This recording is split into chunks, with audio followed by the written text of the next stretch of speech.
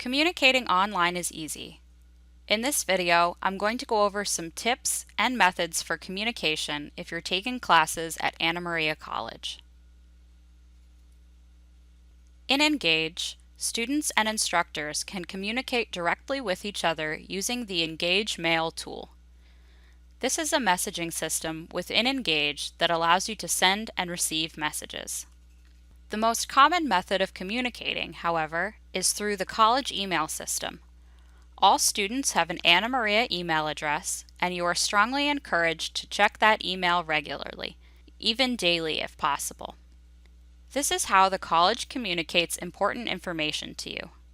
Your instructors will also send information about your courses to your AMCATS email. It is possible to link and forward your email to make this more convenient for you. To make the most of your learning experience, be sure to connect with your instructor. Your instructor is there to help you, so make sure you contact them if you're confused or have any questions about the course. To get your course instructor's contact information, check your syllabus. It should have their name, email, and possibly their phone number.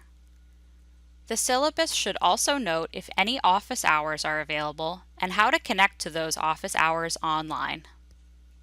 There are a few ways to contact your instructor.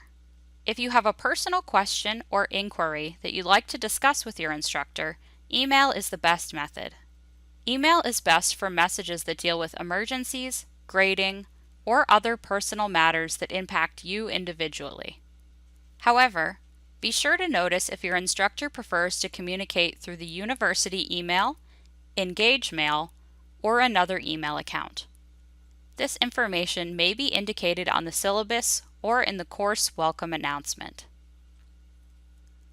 Most courses will have an Ask the Instructor discussion forum in the Getting Started area of the course. Use this discussion forum to pose a course-specific question to your instructor that other students may also benefit from. For example, do you know of any additional resources that we can use to research for our first course assignment? Is a great question to ask in the forum. Questions posed to the instructor in this area should not be of a personal matter. For example, why did I receive an 80% on the last assignment? Check your syllabus to find out your instructor's contact information and whether they'll be holding virtual office hours for the course. Some instructors will have virtual office hours once a week, others by appointment only, and some may not offer office hours at all. Because you'll need to communicate a lot with both faculty members and your peers, here are some tips for communicating with the other people in your classes. Get on the same wavelength. Just like normal people, all instructors are different. Some like to use email, while others prefer to use the phone, virtual conferencing tools like Skype or Zoom, or text. Instructors will specify how they want to be contacted by their students, such as by phone, Engage Mail, or school email. When you have questions, don't hesitate to reach out to your instructor. You'll end up having far more efficient and productive conversations and a better learning experience.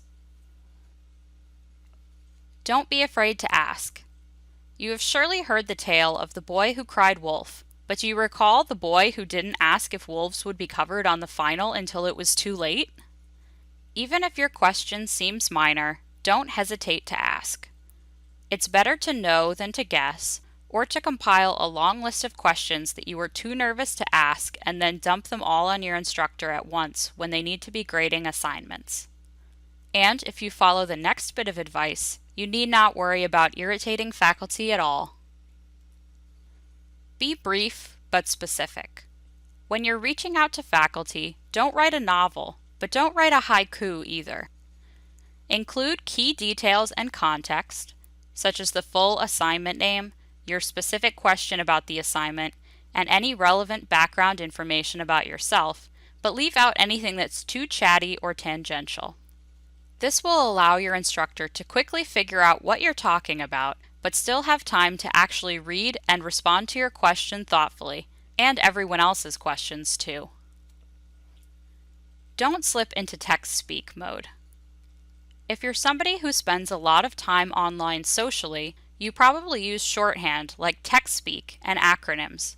Emojis, reaction GIFs, and shall we say, sailor-like language may also be in your repertoire. In other words, you may act differently online with your friends than you ever would in a real-world classroom environment. That's all well and good, but remember that an online course is a professional environment, even if it's just a tab away from your favorite compilation of wacky prank videos. Use a respectful tone and proper spelling and grammar when reaching out to faculty. We all need someone to lean on. Your course may require discussion board conversations, but don't let your interactions with your classmates stop there.